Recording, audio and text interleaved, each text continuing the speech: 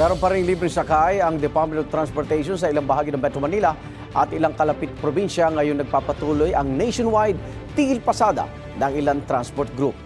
Simula po ngayong alas 7 ng umaga, may libre sakay sa Pilcoa hanggang Cubao sa Quezon City.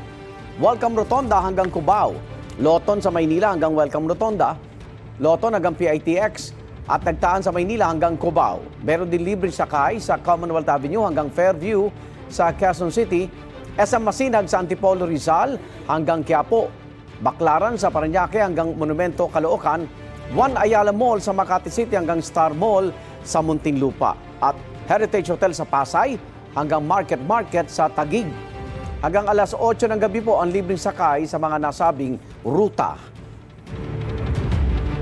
Igan, mauna ka sa mga balita, mag-subscribe na sa GMA Integrated News sa YouTube para sa iba't ibang ulat sa ating bansa.